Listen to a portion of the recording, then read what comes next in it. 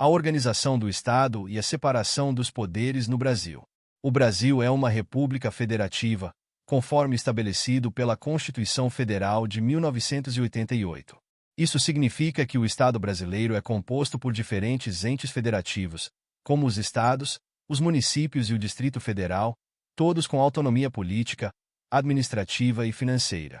A organização do país dessa forma visa descentralizar o poder, permitindo que as regiões do Brasil tenham maior controle sobre suas próprias necessidades e prioridades. Esse modelo também permite que decisões importantes sejam tomadas de forma mais local, respeitando as particularidades de cada área, ao mesmo tempo em que mantém a unidade nacional. Um dos princípios fundamentais da República Federativa é a separação dos poderes, que tem o objetivo de garantir o equilíbrio e a harmonia na condução do Estado. Essa separação se dá entre os três poderes: legislativo, executivo e judiciário. Cada um desses poderes tem funções específicas e complementares, sendo essenciais para o bom funcionamento do sistema democrático brasileiro. A ideia de manter esses poderes independentes entre si é evitar a concentração de poder em uma única instituição ou figura, o que poderia gerar autoritarismo e abuso de autoridade. O poder legislativo é responsável por criar as leis que regem o país. No âmbito federal, esse poder é exercido pelo Congresso Nacional, que é bicameral, composto pela Câmara dos Deputados e pelo Senado Federal. Na Câmara, os deputados representam o povo de acordo com a população de cada estado, enquanto no Senado, os senadores representam os estados de forma igualitária. Essa estrutura reflete a importância de representar tanto a população em geral quanto as unidades federativas, garantindo um equilíbrio nas decisões legislativas. Além da esfera federal, o poder legislativo também existe nos níveis estadual e municipal. Nos estados, as assembleias legislativas são responsáveis por legislar sobre assuntos de interesse regional, enquanto nos municípios, a Câmara de Vereadores cuida das questões locais. Isso garante que as necessidades e demandas específicas de cada região possam ser atendidas de forma mais eficaz e ágil, reforçando o princípio da descentralização política e administrativa do Estado brasileiro. O Poder Executivo, por sua vez, é o encarregado de executar as leis aprovadas pelo Legislativo e de administrar os recursos públicos. No Brasil, o Presidente da República exerce essa função no âmbito federal, auxiliado pelos ministros de Estado. Nos estados, os governadores desempenham esse papel, e nos municípios, a função é exercida pelos prefeitos. O Executivo tem como principal objetivo implementar as políticas públicas necessárias para atender às demandas da população, garantindo que os serviços essenciais, como saúde, educação e segurança, sejam oferecidos de maneira adequada. O Presidente da República, além de chefiar o Poder Executivo, também tem a prerrogativa de legislar em casos específicos. Isso ocorre, por exemplo, por meio de medidas provisórias que têm força de lei e são utilizadas em situações de relevância e urgência.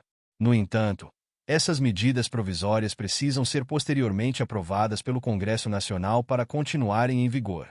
Esse é um exemplo do sistema de freios e contrapesos em ação, no qual o Legislativo tem o poder de revisar, se necessário, modificar ou revogar atos do Executivo.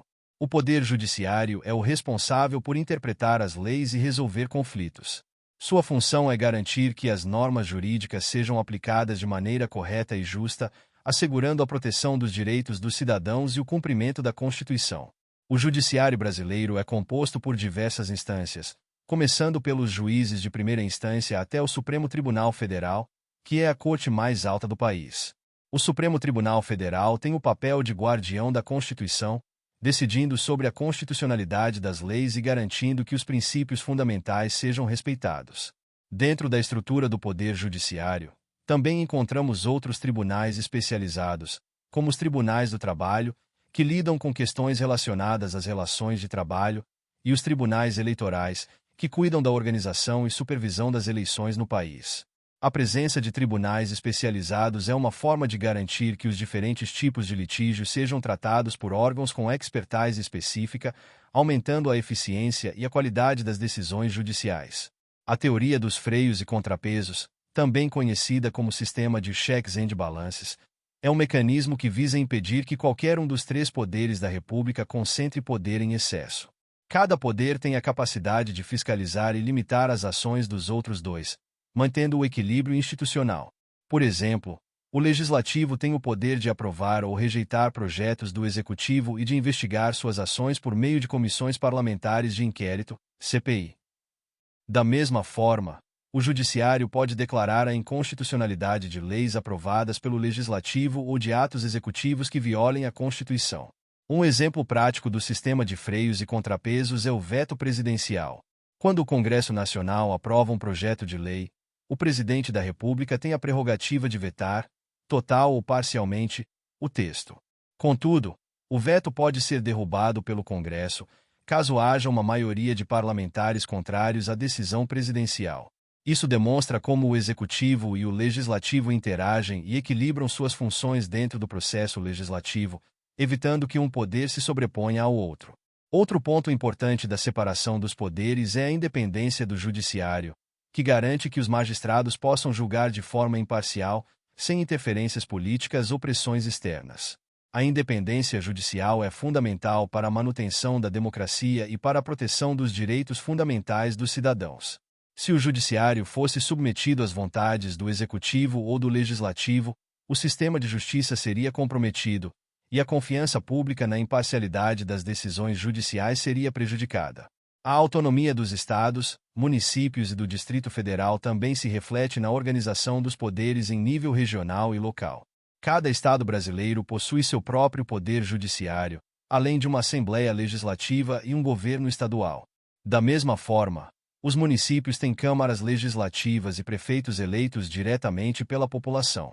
Essa organização descentralizada é uma característica marcante do federalismo brasileiro, que busca distribuir o poder de forma a promover a eficiência administrativa e a maior participação política. O federalismo brasileiro permite que os estados e municípios tenham autonomia para gerir suas próprias questões, desde que respeitem os limites estabelecidos pela Constituição Federal de 1988.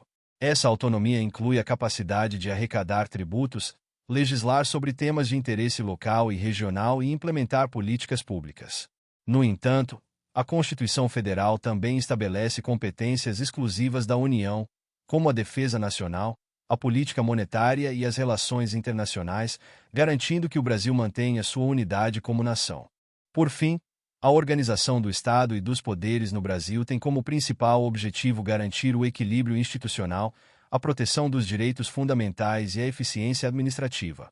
A separação dos poderes, o federalismo e o sistema de freios e contrapesos são mecanismos que asseguram a harmonia entre as diferentes esferas do governo e a proteção dos interesses da população. O respeito a esses princípios é essencial para a manutenção da democracia e para o funcionamento adequado do Estado brasileiro, conforme previsto pela Constituição Federal de 1988. Muito obrigado! E não se esqueça de curtir o vídeo, de se inscrever em nosso canal e de compartilhar o vídeo com amigos e familiares para aumentar essa rede do bem. Ative o sininho também para receber todas as notificações dos novos vídeos. Até mais!